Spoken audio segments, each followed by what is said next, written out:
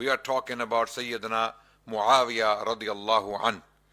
Muawiyah bin Abi Sufyan bin Harb bin Umayyah bin Abd Shams bin Abd Manaf. This is the genealogy of Muawiyah bin Abi Sufyan. And at the same time, what is the genealogy of Muhammad Rasulullah sallallahu alayhi wasallam?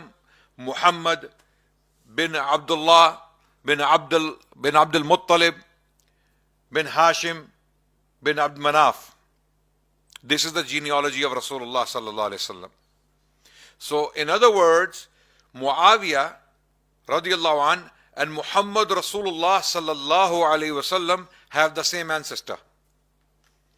So they are distant cousins. They are related by 4 to 5 generations.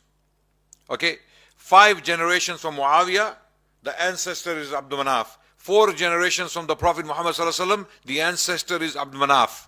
Same ancestor of both individuals. So Muawiyah radiallahu anh is related to the Prophet sallallahu alaihi wasallam through many avenues. One is the genealogy. Muawiyah is Qurayshi. Okay, he's from Quraysh and he's from Banu Abd Manaf. And Banu Abd Manaf had a branch called Banu Umayyah, and then there was the other branch, Banu Hashim, where the Prophet ﷺ came from.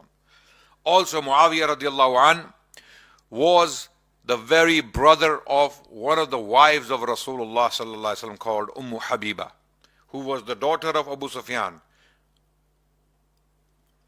And Muawiyah was also related to the Prophet ﷺ by the fact that he was one of those people who wrote the Wahi, who wrote the Quran for the Prophet ﷺ together with Zayd bin Thabit. So when Muawiyah accepted Islam after Fath Makkah, after the conquest of Makkah in the year 8 Hijri, he became a katib, a scribe for the Prophet ﷺ. This much no one denies. Even the most extreme Shia or the most extreme Rafida, they don't deny this. Even Ibn al-Mutahhar al-Hilli, the one who wrote a book against Ahl Sunnati wal Jama'ah at the time when Shaykh al-Islam Ibn Taymiyyah was alive, and Ibn Taymiyyah rahmatullah alayhi wrote a response to his book Minhajul Kirama. Ibn Taymiyyah's response was Minhajul Sunnah. And in Minhajul Kirama, Ibn al-Mutahhar al-Hilli, he mentions that Muawiyah did not write the Wahi, but he was a katib. He was a scribe for the Prophet ﷺ. Even that is problematic. Let's say, for argument's sake, those people who hate Muawiyah to the extent that they don't want to accept that he wrote the Wahi, the Quran, not all of it of course, but parts of it for the Prophet ﷺ. If you put that notion aside for a second, and if you just admit that he was a katib, he was a scribe for the Prophet ﷺ, isn't that enough honor? Isn't that enough to be close to a person? To be a private scribe, to be a private secretary, to be a private clerk, to be a private assistant? Allahu Akbar. Call it what you like. So how would Rasulullah ﷺ have someone he did not trust or someone dodgy to be so close to him? So these are some of the things we want to discuss inshallah in due course. So Muawiyah was related to the Prophet ﷺ by many avenues. There are so many aspects of the life of Muawiyah radiallahu anh.